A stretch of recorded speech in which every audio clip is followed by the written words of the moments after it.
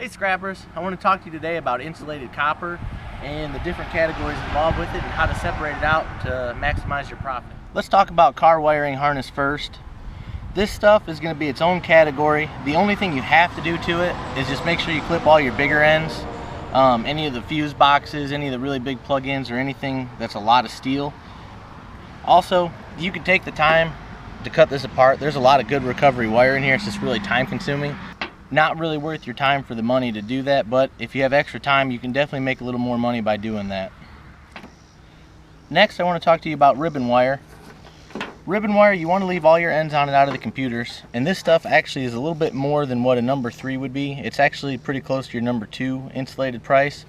Even with the lower recovery wire in it, it's got some gold connectors in the ends, and this stuff actually pays pretty good, so don't clip your ends and just stockpile it. Next, let's talk about Christmas lights. These Christmas lights, they're going to have a lot of plastic sockets, a lot of bulbs, glass. There's a lot of trash on these things.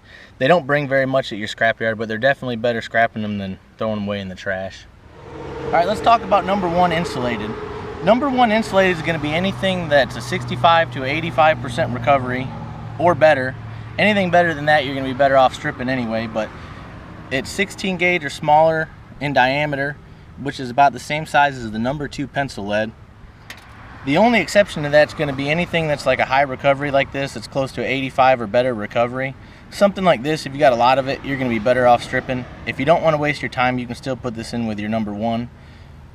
Alright, I want to talk a little bit about the Romex. It comes in a lot of different diameters. It's all going to go with your number 1. Any of this stuff, it's typically house wiring or something like that. What you want to watch out for is nowadays you're starting to get a lot of aluminum wire that looks just like Romex. Skin a little bit, but also look at the jacket on it. The jacket's going to have aluminum wrote on it, and it's usually in a white coating. Some of the older stuff like this isn't in a white coating. You can get it with your tar-based wires too. You can see the difference from the copper to the aluminum. Just check that stuff before you bring it in. Alright, let's move on to the number 2 category. Number 2 is mainly going to be any kind of plug-ins off any household items, any lamp cords, anything like this, extension cords,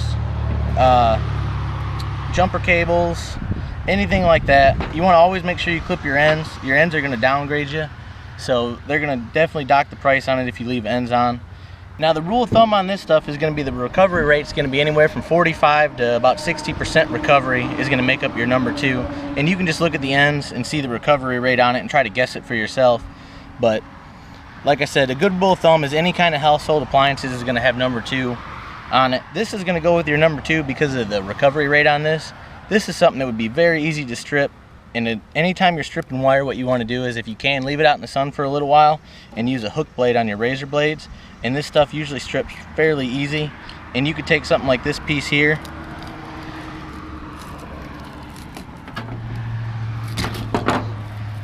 You can pull that insulation off pretty easily, and you're going to be left with some number 1 clean copper here, and this stuff is going to go right up to a number 1 insulated because of the recovery rate on it. Or you could easily strip this stuff to make it bare bright.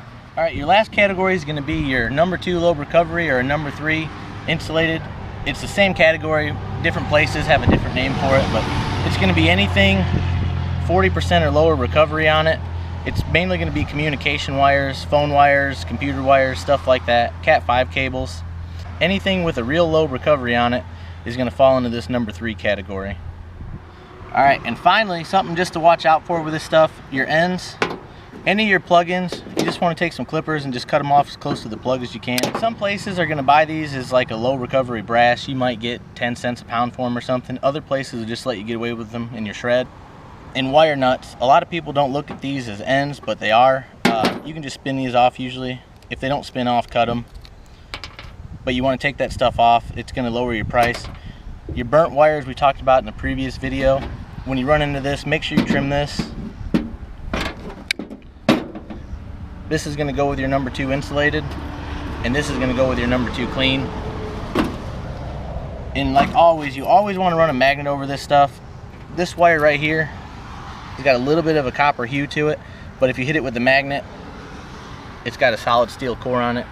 It's going to be any of your coax, any of your old TV wires, stuff like that, any of your cable TV, and a lot of antenna wires are going to be the same way. So just look out for this kind of stuff. And another real common thing is some of these air conditioner parts have foam and stuff on them like this. They're going to get bought as an insulated price. It's real easy. This foam's brittle. You pull this foam off, slide it out, you're going to get a number 2 price on this kind of stuff when you pull it out of here with that corrosion. So you always want to do that. That's easy money. You don't want to give it away. Finally, the last thing you want to do is you always want to run some tests on this stuff before you start stripping it. Sometimes it works out better if you leave it insulated. You just got to run tests on it, make sure you're not overworking your material, and you know you're losing money on it by working it too much. So keep that in mind. If you find these videos helpful, go ahead and like them, subscribe to the channel. We're going to put a few more out for you. Any questions, hit us up on Facebook. We'll try to get any questions you have answered, and thanks for watching.